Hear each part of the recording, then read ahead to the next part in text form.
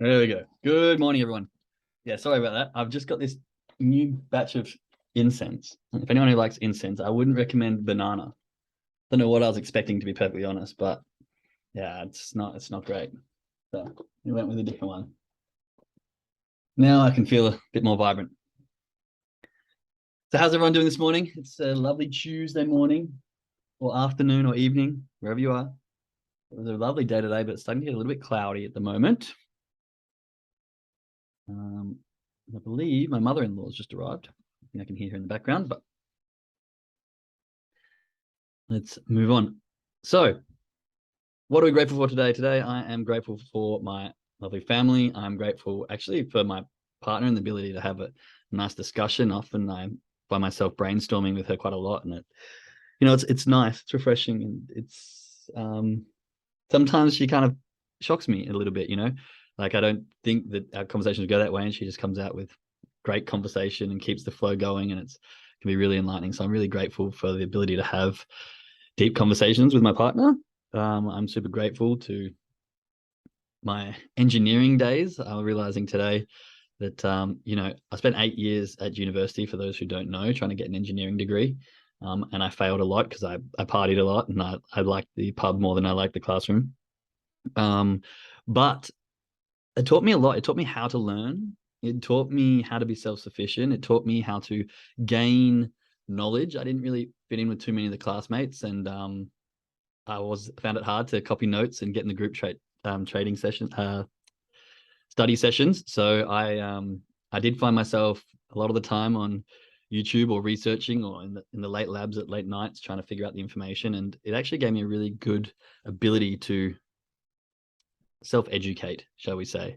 And so usually in the moment you're like, I hate uni, I failed XYZ. I mean, I failed a lot of times, but when you can look back on things, you're like, actually, this taught me a really good, valuable lesson. And this gave me the ability to go out and teach myself and learn new skills and, deal with failure as well. Like when my second year of uni, I failed the same. Funnily enough, it was a programming unit, introduction to C coding. And I failed it twice. And on the third attempt, they basically were like, you failed this 3 times. We need to, rethink doing engineering for you. And then I took 6 months off and went down the path of, hey, can I go through, I had XYZ happening in my life. Can I try this again? And I scraped through like a 52% in the end. And I'm like, I hate coding. And funnily enough, now I spend my spare time coding, trading bots, and I'm learning a whole new skill, and I absolutely love it. And that's where I spend most of my time. So often some of the things we struggle with the most, and some of the things we find the hardest, and some of the things we maybe fail at the most amount of times is actually the things that we end up loving and being able to do over and over again, and actually turn into a passion. Like when I was at school, English was my least favorite subject. I got my worst marks in English, and here I am currently trying to write a book and presenting and having a presentation at call every morning and public speaking, and completely different to what my high school English teacher probably would have thought I was doing. But all this said, it makes me find gratitude in the things that I struggle at. Those everyday struggles and challenges. We have to find a way to find gratitude in them. And I think I was talking about this the other day. I think amor fati. I always say this wrong, but amor fati is the Latin. Amor fati, sorry, which is the Latin phrase for the love of fate, and just accepting everything as it is, and embracing the struggles, the good times, the bad times, and just loving fate for every aspect of it. And I think this morning or this afternoon, I found a great gratitude for my struggles in my past and the lessons that they've taught me. So it was a bit of a long-winded gratitude, but it really was an eye-opener to take that and understand that the struggles that I'm going through now and the upcomings and the challenges, they're not the bad things. They're the good things. They're the things that push us forward. They're the things that I might look back in 5 days and be like, remember how I spent a week trying to figure that thing out? Well, now I'm grateful that I actually did, because I've learned a valuable skill from it. Right. So that was my mouthful of gratitude. I saw some gratitude coming in the chat, so I'm just going to have a quick flick through there, because I always say that reading other people's gratitude or listening to other people's gratitude gives me a different perspective of things that I should also be grateful for. Walking, good morning. Grateful that my Best friend is my wife. Oh, I love it. That's great. That's awesome. Good morning. I'm grateful for the sweet opportunities that keep coming into my life. Yeah, sometimes I find that when you open up to opportunities, like they just start pouring in. And when you get on that vibration of abundance and acceptance and you just let things sort of come to you, you just find that one thing after the next, and the doors just start to open up. It's kind of like a spiral. And I think these can lead both ways, up and down. And if we allow them to lead up, a spiral going up to positivity, then it can be very powerful. I'm grateful for the technology that allows me to listen to us this morning mindset. Yep, wherever I am, exactly. That's great. I'm grateful for a supportive husband that is entirely on board with me, taking the time that I have needed to learn trading and to keep learning trading longer than originally anticipated. Yeah, I think it is for everyone. I think personally, and this is completely my own opinion, I think people get into trading thinking they can be successful in 3, 6, 12 months, whatever it is, which is always unrealistic. But what you find after 3, 6, 12 months, you're not, some people are successful. Some people just blow the lid off this thing and they just run with it, and good for them. But the majority of people, the 80, 90% of people, they come into trading thinking they can make it in the 3, 6, whatever their expectation is. But what more often than not happens is after 3, 6, 12 months, they go, I'm not where I'm at, but I see the potential and I want to stick with this. Or they go, this is hard, this is fucked, I'm out of here. So I think often we have that anticipation, that expected time as traders. But after that time has passed, we either realize whether this is for us or not, and whether we want to keep battling the battle and keep learning the skill set and keep trying to get the results that we're after. And if you're listening to this and you're only in the first couple of months, just know that this is hard. This is a self journey. Like, it's very few people that come in here, grab win, and are off within 6 months. Like, very, very few. The unicorns are out there, but if you are studying this and you're like, okay, I'm coming into this to be rich in 3, 5, 10, 20 months, whatever it is, just understand that this is a process. And it's not, and I always say this to people getting into trading, it's not about how long you spend on the charts, but it's how quickly you can pull back the layers of yourself to become the trader that you need to be. Now, trading is essentially very easy. You press a button, it goes up or down, you make money or you lose money. That is the simplicity of trading. What is hard is becoming a longevity trader, or being profitable over a long period of time. And that's because our emotions and our human traits and everything that makes us human and who we are can get in the way of that. And we start to do things with emotion, and we start to do things not with probability, and we kind of shoot ourselves in the foot. So it's not so much about how long you spend on the charts, but how fast you are willing to pull back your own layers, figure out what it is that's holding you back, do some self-development, get into that subconscious and shift yourself into the direction that you need to be a good trader. Some people can do that in very little time. Some people have a lot more shit to get through, and it takes them a lot more time. And some people work really hard and just tear through those layers and find out what what's the issue is. And some people just idle by, not really digging deeper. And those people tend to be here for the longer period without actually making the results they're after. So yeah, longer than anticipated. It's a very common thing, but just don't give up on that. You just have to understand the process here. And part of the process is, and I've say this a lot as well, trading is the best personal development program in the world. You get the best results from it, and it's non-stop, and you will continue to personal develop. That's how I see it anyway. Right, a bit more grateful for all the trading opportunities that I'm taking part in. Had a chance yesterday to do a training session on true shift trades. Nice. Okay, so give me 1 second. I'm just going to close this door.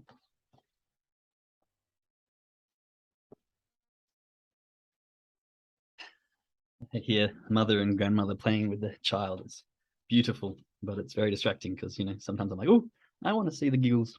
Anyway, so what I wanted to talk to you about today, it's Trading Tuesday. Where are we? So very often we jump on the charts and we think we are owed something. What I want to try and break down today is kind of why we feel that we are owed something, over trading, and of course, what follows that is emotional trading. Now, most people grow up in a society where you trade money for time, correct? And this just isn't the case in most business, I would say, but very much so in trading. Now, there's 4 ways, and I was listening to, where did I hear this from? Alex, can never get his name right. Alex Masozi. Man, damn it. I can't think of it. Anyway, Alex Masozi, I think it is, or Mosey. He calls himself Mosey Nation. Anyway, he's a great sales person. He's got really, really, really quality content on YouTube. I'd highly recommend going to listen to him. But he talks about the 4 levels of leverage, which is how you sort of get ahead in life. You know, unless we want to be working an hourly wage for the rest of our life, we have to sort of look into leverage and find out how we can utilize it. And so the 4 levels of leverage are labor. You can either leverage other people's labor, which is often what happens if you own a business. You have people working under you who do the work, who bring you the income. Leverage capital, which is pretty much what we're doing. So as a leverage traders, you will go in, you will find a place like a broker. You can put your money in. They will 10x it, 100x it, whatever it is that your contract sizing is. And with that, you can make a lot more money faster. So you can leverage your capital. You can leverage kind of like your time using media. So often when you print something or do something, for example, this call, I'm doing this call once, it'll be recorded, and then it'll be put onto Spotify, and people can listen to that over and over and over again. So I'm kind of leveraging my time here by doing something once and using other media sources to redistribute that information. And the last one is code. And so, you know, much like putting a bot, you'd build it once and then it just does the thing that it's meant to do over and over again. So really understanding leverage, right? And most of us are here because we want to leverage money to make up time. Chuck some ones in the chat if you are somewhere along those lines. If you're here, you know, are you here for money, for time, or just you don't mind either of those things, but you want to just be able to work from wherever? Yeah, we got some people in the chat saying, yeah, they're here for the same sort of reasons. And I think that's what draws a lot of people to trading, is they can kind of get a combination of these things. They can work from wherever, make a lot of money in very little time. Okay. But what the problem is, and this is time, money, freedom of choice. Exactly. Yeah. Like, I think that's the key aspects for what everyone wants when they come to trading. But I think the thing is that often, especially for scalpers, I mean, it happens for everyone. If you're swing, intraday, whatever it is, a lot of the time when you're new, especially, you jump on the charts and you're like, oh, I've been on here for hours and I'm not getting paid. It's because our mindset, so our attitudes that have been established over a long period of time, is that we are deserving of money for time we spend. This is not leverage. This is one-to-one linear reward. It's instant gratification. It's the concept that I am worth X amount and I should be paid X amount due to the hours I spend doing something. And it's really hard because we need to shift this. Like, if you want to get ahead in trading, you have to shift this mentality. You have to change this mindset from, okay, sometimes I will get paid. Like before I go down that, what makes you think, and please, if you have an answer for this, or if you have something that can help discuss this further, please chuck it in the chat. But what makes you think that without any training or understanding, or people who come into trading, you know, after 2 months, I should be able to sit at a computer and make $40,000 in 30 minutes? You know, what is it that people think? And everyone had this thought, like, well, not everyone, lots of people have this thought, and lots of people have this kind of attitude towards it. But why do I deserve to make 40K, let's say, in an hour of trading after just 2 months of doing something? Like, if you put it in that way, do you think that's reasonable to expect? You know, it really, if anyone in the chat thinks that that's a reasonable expectation, then please put it in the chat, because this is a really important thing to understand. And I think that lots of people misunderstand this. They go, oh yeah, I've seen this person who's been doing trading for who knows how long, but they're making 100K a day trading. Yeah, they are. Fucking wicked. And it's possible.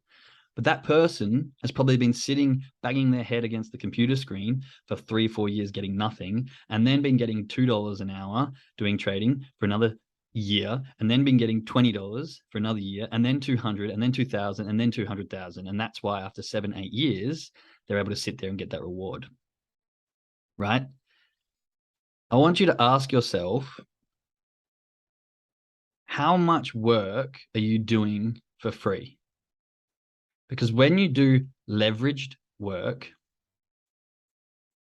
you can't expect to get like an hourly, like, okay, I've got 4 hours working, so I expect 4 hours times my 10x leverage that I want. That's not how it works. Like, you have to, like, thinking about people who write a book or create a song, they put hours and hours and hours in, unspoken, unseen, unheard, and then they put in their passion, which is usually what keeps them going, the why to do all these hours of work without the reward. And then they put it out there to the world, to the universe, to whoever's listening, and see if it sticks, right?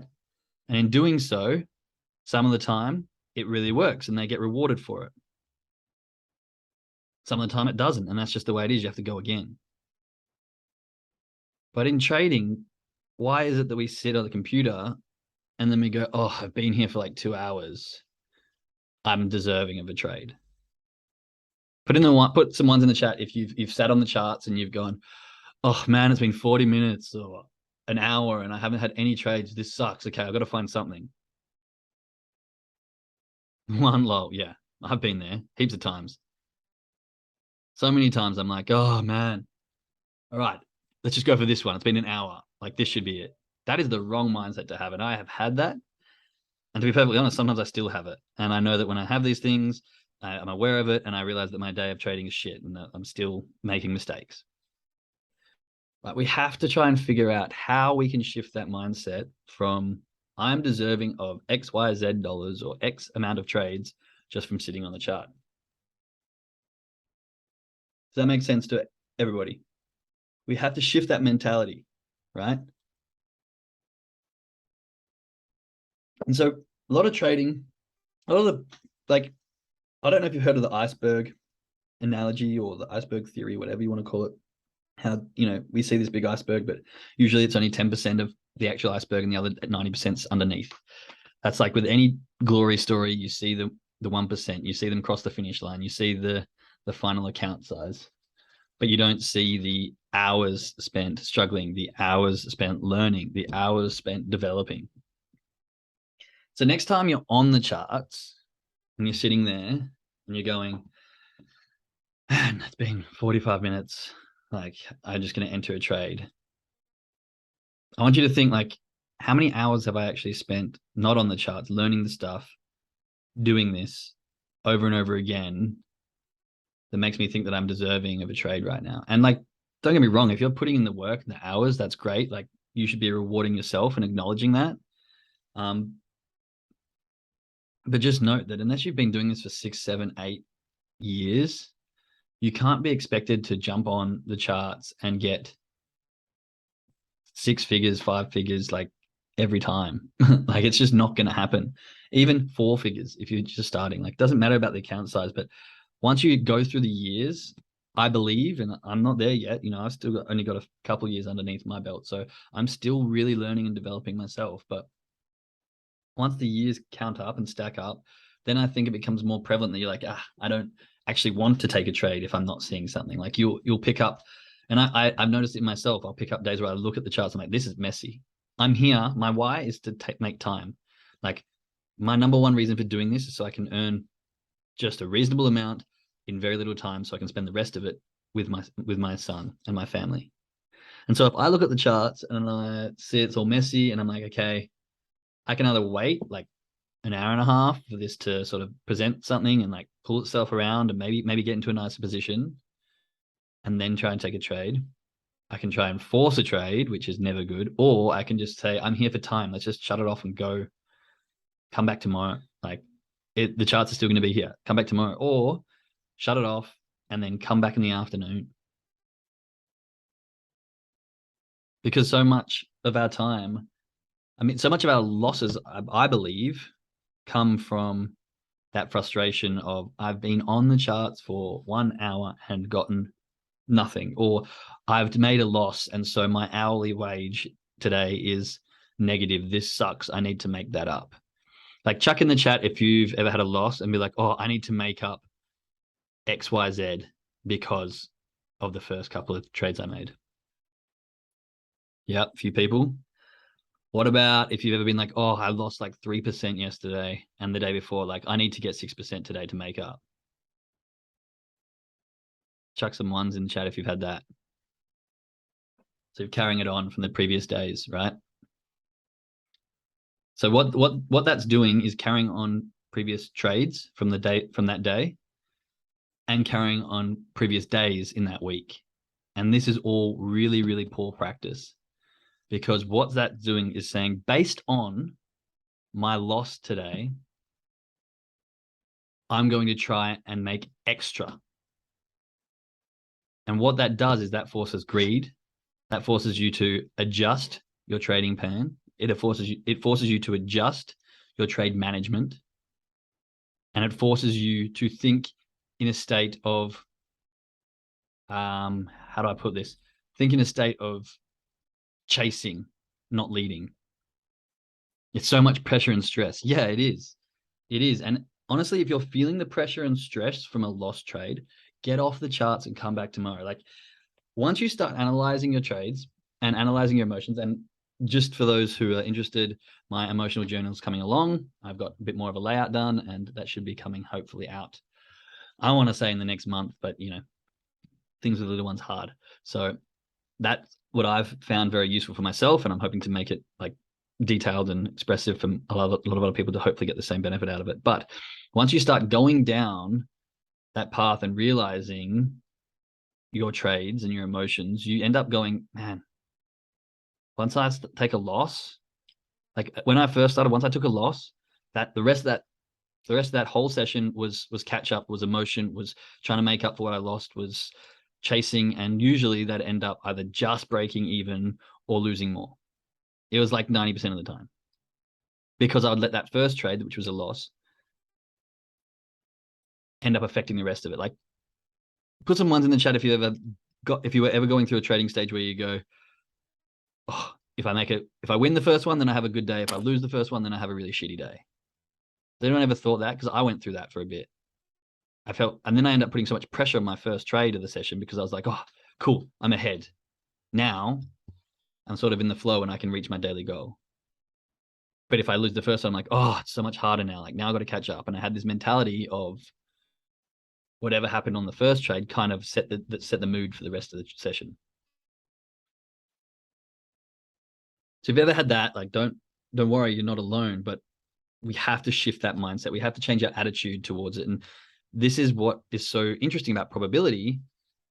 Like, the probability of an outcome should not be dependent on any previous factor, like anything from the past. It purely should be in the present moment, based on X, Y, Z. What is the probability of this outcome coming to the positive for a positive trade, or the negative?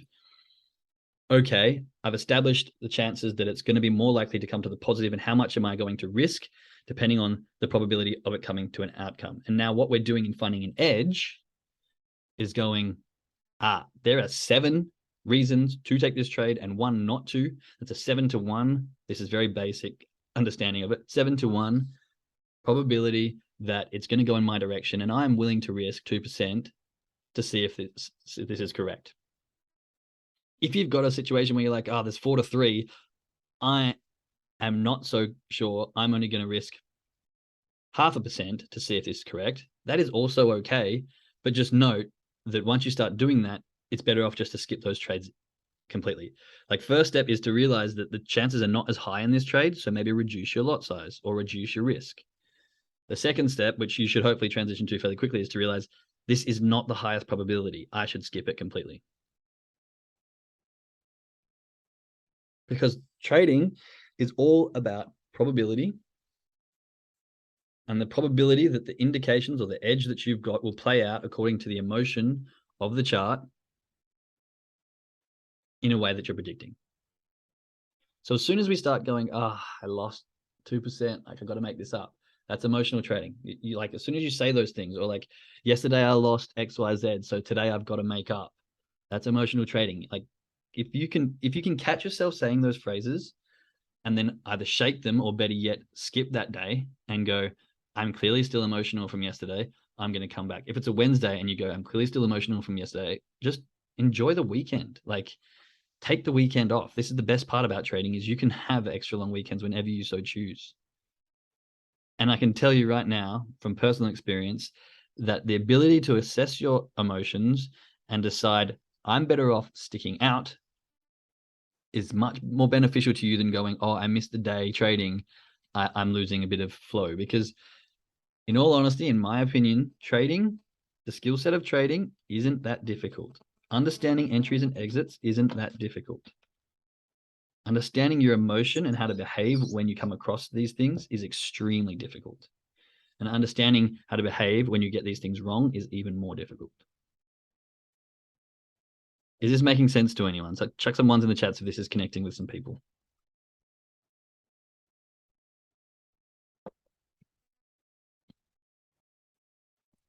One, two. Okay, there we go. A few people coming through. Okay. So I really want you to think, like, the reward that you get from trading once you're there is extremely high. So is it reasonable to say it's okay to jump on, spend an hour and not get paid? Like, think about the amount of hours that you might be doing, looking at courses, going over charts, back testing, like the amount of course material that you've gone through so far. Like, you should have hundreds of hours, if not thousands of hours of time you've spent learning. But then we jump on the chart to trade live and we go, oh no, this should be paid. It should be paid time. No, it's just more learning time.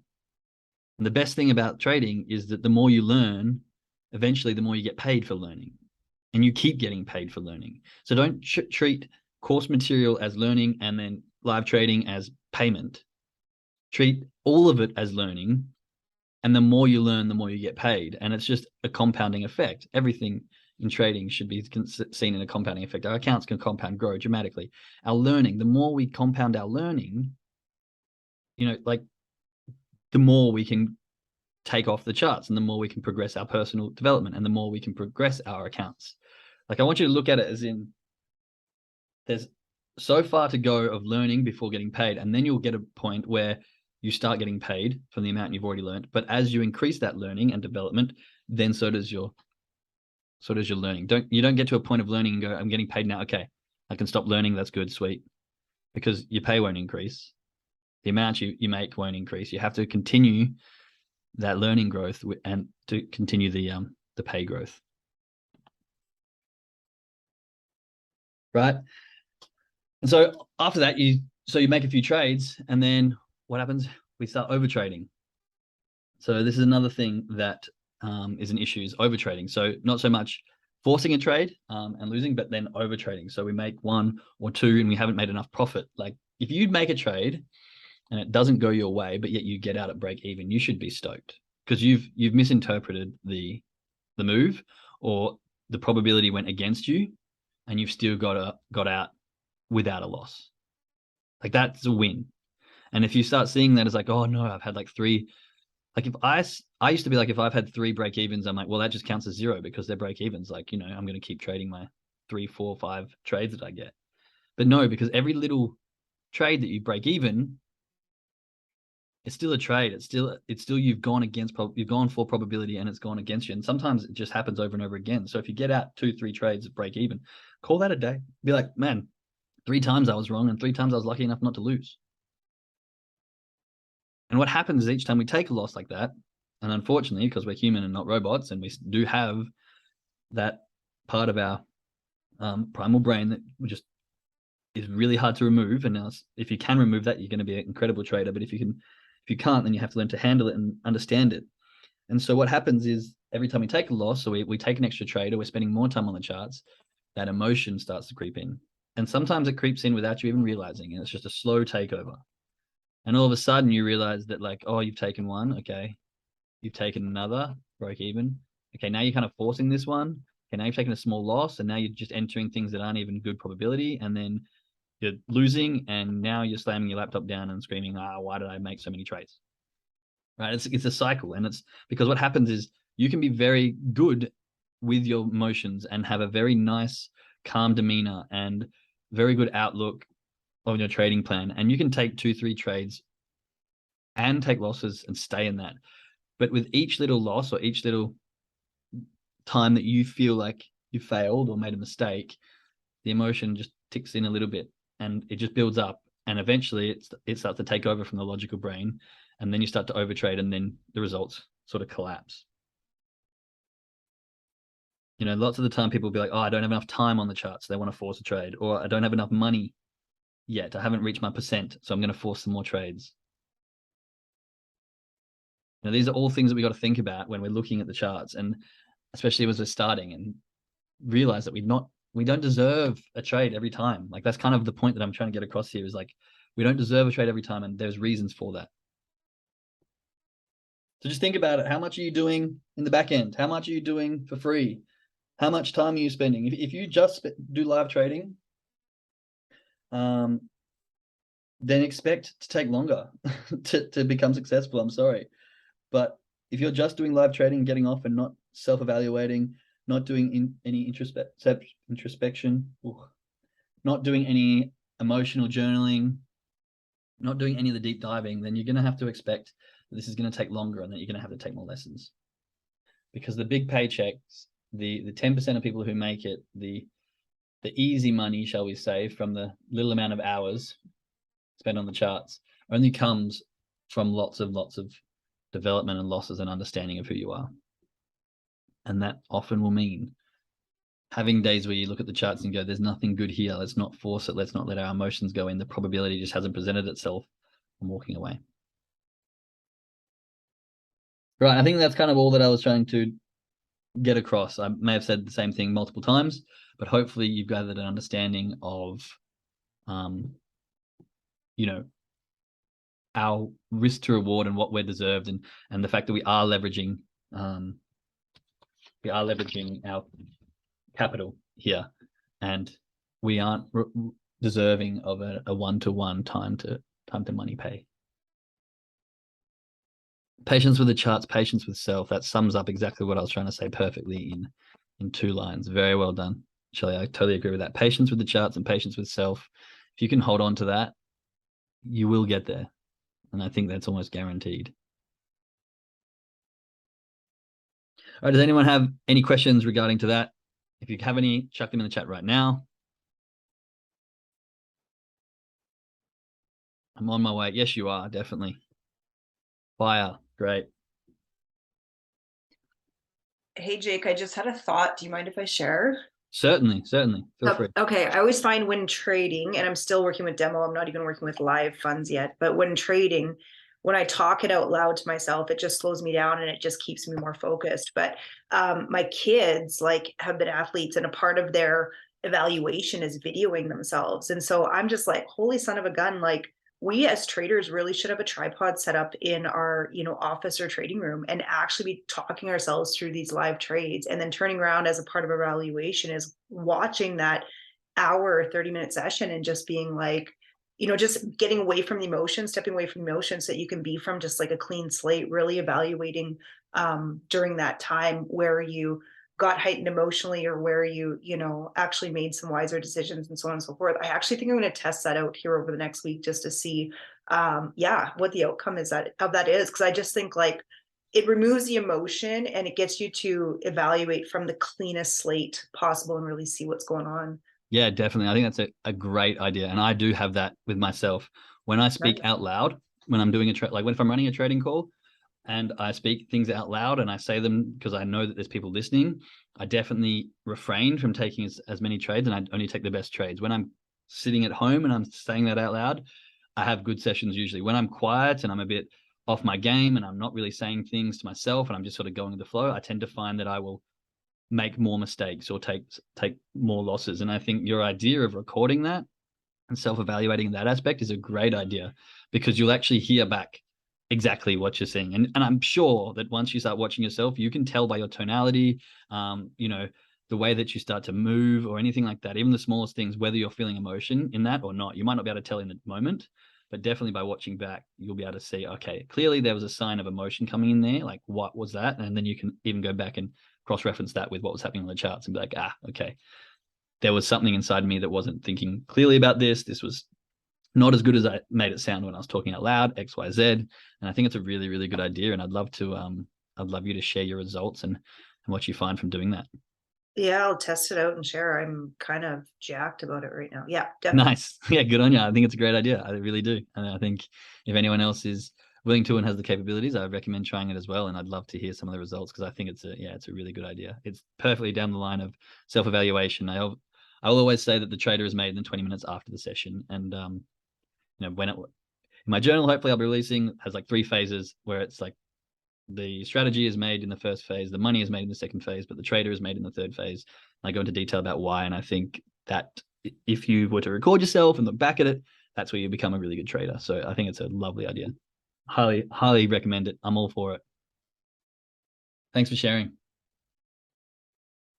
All right. Is there anyone else who has any comments or questions? Chuck it in the chat. Otherwise, I will be loving you and leaving you there. Traders, I will see you soon. Anyone else who is on this call, I shall see you tomorrow. Speak to you tomorrow. But for now, there's no other questions. Thank you, thank you, thank you, thank you. Enjoyed the session. I'm glad. Great day all. Awesome start to the day. It was great as always. Perfect. Thank you for many blessings. I'm glad people are getting stuff out of this and they're really enjoying it. Please spread the word. I'd love to get more people in here, more community. I want to share with other people, get hopefully more great ideas like Christine's. The more people that are listening and getting involved. They will be going up on Spotify. I'm trying to get it on the day, but usually it's coming back the second day. But for now, spread the word and we shall see you tomorrow. All right. Thank you, everyone. Bye. Thank you. Bye.